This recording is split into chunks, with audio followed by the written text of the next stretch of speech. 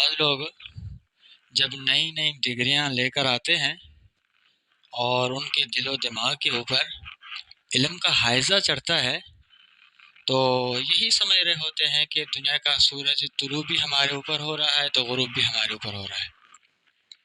پھر سمجھتے ہیں کہ یہ جو دوسرے لوگ ہیں دنیا کے وہ بے وقوف ایک پاگل ہیں، اگر عقل مندی اور دانشوری ہے تو صرف ہمارے اندر ہی موجود ہے۔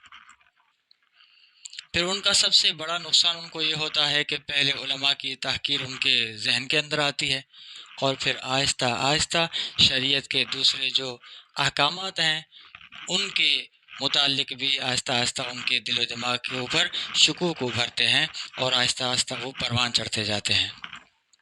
ایک واقعہ آتا ہے کہ کوئی شخص کالج اور یونیورسٹی کی بڑی بڑی ڈگریاں لے کر فلسفے کے بڑے بڑے بحث پڑھ کر آیا، اور آتے ہی سب سے پہلے اس نے اپنے علاقے کے علماء کو یہ چیلنج کیا کہ اگر کسی عالم کے اندر، کسی مفتی کے اندر دم ہے تو آئے مجھ سے مناظرہ کرے، میں ہر پہلو پر ہر چیز کے اوپر مناظرہ کر کے ان کو ہرا کے دکھاؤں گا۔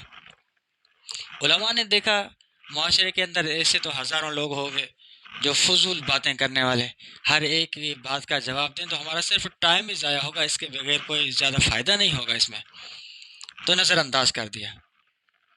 لیکن اس کی جرت بڑھ گئی، پھر اس نے ہر ایک عالم کی طرف خط لکھا کہ میرے 3 سوال ہیں، اگر ان 3 سوالوں کے جواب کسی کے پاس آئے ہیں تو وہ آئے میرے سامنے بیٹھے۔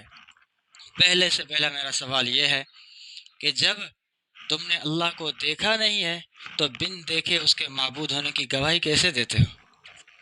نمبر 2، دوسرا میرا سوال یہ ہے کہ جب کرتا دھرتا اللہ ہے، افعال خیر کو بھی اللہ نے پیدا کیا، افعال شر کو بھی اللہ نے پیدا کیا، پھر انسان کو گناہگار کیوں کہا جاتا ہے اور اس کو عذاب کیوں ہوگا؟ خالق تو اللہ ہے، اس نے جب سب کچھ پیدا کیا ہے تو انسان کو مجرم کیوں ٹھہرایا جاتا ہے؟ اور تیسرا کہنے لگا کہ میرا سوال یہ ہے کہ قیامت کے بعد شیطان کو جہنم میں ڈالا جائے گا تو اس کا کیا بگڑے گا؟ جب اس کو پیدا بھی آگ سے کیا گیا ہے، جہنم کے اندر بھی اس کو آگ میں پھینکا جائے گا تو اس کے اوپر کوئی فرق نہیں پڑے گا، مزے سے کھیل رہا ہوگا، گھوم رہا ہوگا، جہنم کا سیر کر رہا ہوگا۔ لیکن کسی عالم نے اس کے ان سوالات کو کوئی بڑی حیثیت نہیں دی، نظر انداز کر کے چھوڑ دیا۔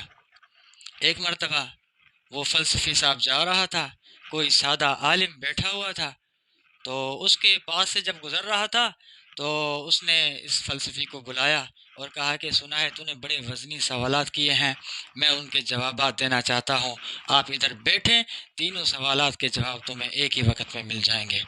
فلسفی صاحب بڑے ادب احترام کے ساتھ ادھر اپنا گردن جھکا کے بیٹھا۔ یہ عالم اٹھا، ایک مٹی کا ڈھیلا اٹھایا اور زور سے اس کے سر پہ مارا کہ اس کی چیخیں نکل گئی۔ روتے روتے آ کر اپنے لوگوں کو بھی اس نے بتایا اور پھر جا کر دوسرے دن عدالت میں اس کا مقدمہ دائر کروا دیا کہ فلاں عالم نے مجھے تنگ کیا ہے، مجھے تکلیف پہنچائی ہے۔ خیر، جج صاحب نے سنوائی کی تاریخ مقرر فرمائی اور اس کے بعد عالم کی طرف نوٹس بھیجا کہ فلاں تاریخ سنوائی کے لیے آپ حاضر ہو جائیں کیونکہ آپ نے ایک شخص کو بہت برے طریقے سے تکلیف پہنچائی ہے۔ خیر، وہ تاریخ آتی ہے تو مدعی فلسفی صاحب وہ بھی وہاں پر حاضر ہوتے ہیں عدالت میں، اور عالم بھی وہاں پر حاضر ہوتے ہیں۔ تو جج صاحب نے سب سے پہلے سوال کیا کہ عالم صاحب، آپ نے بلا وجہ اس کو کیوں مارا ہے؟ تو عالم نے فرمایا میں نے مارا نہیں ہے، اس کے سوال کے 3 سوال تھے، تینوں سوالوں کا ایک ہی وقت میں نے جواب دیا ہے۔ فرمایا وہ کیسے تو نے جواب دیا، یہ کیا طریقہ کار ہے تیرے جواب دینے کا؟ تو عالم نے فرمایا اس کی وضاحت بھی میں کرتا ہوں۔ دیکھو، سب سے پہلے اس کا سوال یہ تھا کہ جو چیز دیکھی نہیں جاتی اس کی گواہی نہیں دی جاتی۔ اب اس نے دعویٰ کیوں کیا ہے؟ یہاں پر دعویٰ صرف اس لیے کیا ہے کیونکہ اس کو درد ہوا تھا۔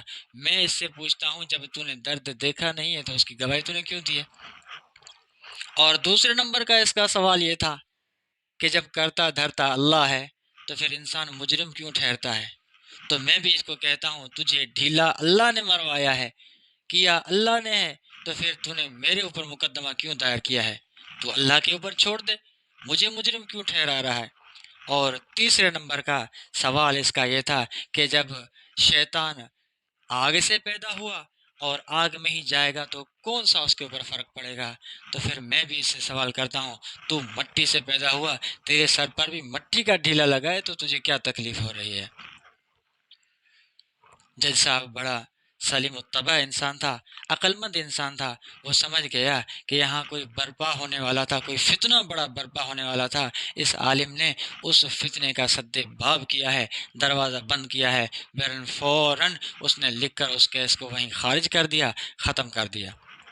تو بہرحال ہر زمانے کے اندر ایسے لوگ ہوتے ہیں، جب بڑی بڑی ڈگریاں لے کر آتے ہیں تو اپنے آپ کو سب کچھ سمجھ رہے ہوتے ہیں اور دوسروں کو بیوقوف سمجھ رہے ہوتے ہیں، اور اس کا نقصان سب سے بڑا یہ ہوتا ہے، سب سے پہلا نقصان یہ ہوتا ہے کہ علماء کی توہین اور تحقیر ان کے دل و دماغ کے اندر آتی ہے۔ حضرت عالمگیر رحمۃ اللہ علیہ بڑے منصف بادشاہ گزرے ہیں، ان کے زمانے کے اندر ایسی بات بات میں کوئی بات آ گئی، کسی نے کہہ دیا کہ حضرت آپ کے زمانے کے جو علماء ہیں ان کے اندر علمی کوئی استعداد اور صلاحیت نہیں ہے۔ حضرت عالمگیر رحمۃ اللہ علیہ تو خود بھی بڑے جید عالم تھے، سمجھ گئے کہ لوگوں کے دل کے اندر علماء کی تحقیر ہے، اسی وجہ سے اس طرح کی باتیں شروع ہو گئی ہیں۔ فرمایا ایسی بات نہیں ہے، علماء بڑے تو بڑے ہیں، لیکن چھوٹے جو علماء ہیں دیہات کے اندر رہنے والے، ان کی بھی صلاحیت اتنی ہوتی ہے کہ آپ اور میں ان کو پہنچ نہیں سکتے۔ فرمایا وہ کیسے؟ فرمایا میں کسی وقت تمہیں اس کا جواب دے دوں گا۔ ایک دن کسی بستی میں حوض کے اوپر آ کر کھڑے ہوئے تو عالمگیر رحمۃ اللہ علیہ نے فرمایا اس بستی کا جو عالم ہے اس کو بلا کر لاؤ۔ لایا گیا تو عالمگیر رحمۃ اللہ علیہ نے خود سوال کیا کہ آپ بتائیں یہ جو حوض ہے ہمارے سامنے، اس کے اندر کتنے پیالے پانی کے ہوں گے؟ تو عالم نے فرمایا کہ حضرت آپ نے حوض تو دکھایا اور اس کے اندر پڑا ہوا پانی تو دکھایا، لیکن پیالہ تو آپ نے دکھایا نہیں۔ اب اس کا جواب کلی طور اس طرح بنے گا کہ اگر آپ کا پیالہ بالکل اسی حوض کے برابر ہے تو آپ کا ایک پیالہ اس حوض سے نکلے گا، اور اگر آپ کا پیالہ اس حوض کے آدھے کے برابر ہوگا تو اس حوض سے تمہارے دو پیالے ہو جائیں گے، اور اگر پیالہ اتنا بڑا ہے کہ اس حوض کے چوتھے حصے کے برابر ہے تو تمہارے چار پیالے اس حوض سے نکل سکتے ہیں۔ اب وہ تمہارے پیالے کے اوپر ہے، پیالہ جتنا بڑا ہوگا اتنے کم نکلیں گے، جتنا چھوٹا ہوگا اتنے زیادہ نکلیں گے۔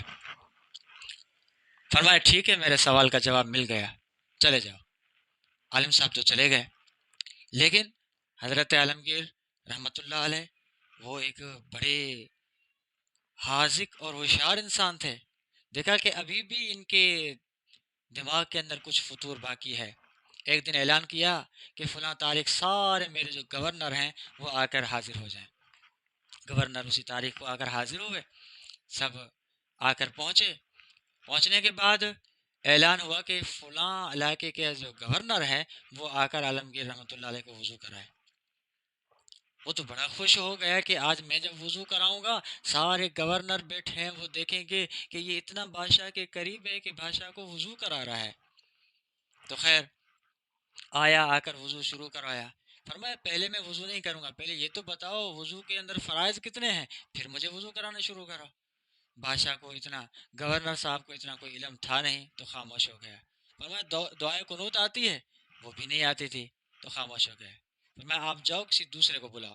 دوسرا آیا گورنر صاحب، تو اس کا بھی یہی حال تھا، تین چار کو اس طرح بلایا اور پھر اعلان کر دیا۔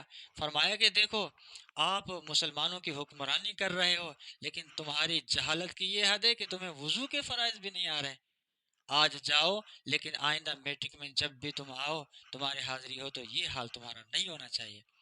تو اللہ تعالی ہمیں بھی دین کی صحیح سمجھ عطا فرمائے، علماء کی بڑے جو جید علماء کرام ہیں ان کی قدر دانی کی توفیق عطا فرمائے، اور دین اسلام کے اوپر مکمل کا مکمل عمل کرنے کی توفیق عطا فرمائے۔